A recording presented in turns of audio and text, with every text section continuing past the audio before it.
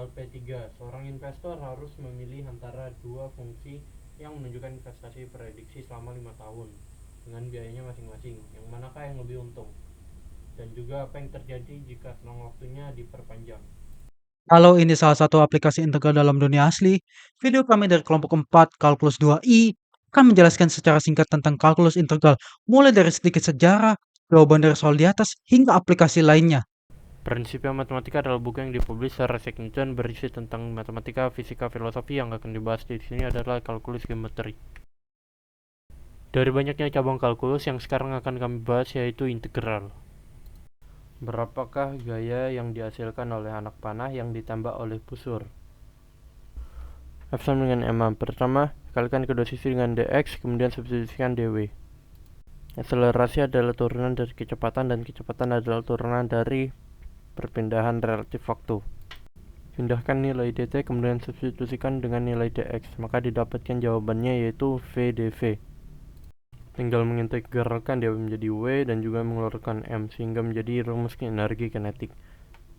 Ini adalah total gaya yang dihasilkan oleh anak panah untuk setiap detik, mil detik hingga nanodetik.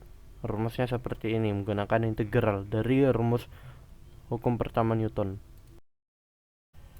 Untuk soal yang pertama didapatkan 3 hal yaitu keuntungan, bunga, serta diintegralkan selama 5 tahun. Yang pertama untuk menghitung E-nya yaitu menjadi E pangkat negatif 0,02. Yang kedua mengeluarkan konstanta yaitu 3000.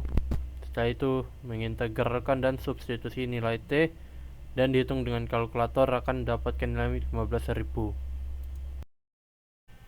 Berikut adalah Riemann sum, yaitu menambahkan kotak secara perlahan dan juga mengecilkan lebarnya untuk dihitung total luasnya, tapi tidak terlalu efektif. Berikutnya mengurangkan nilai akhir dengan biaya dan didapatkan investasi pertama lebih untung.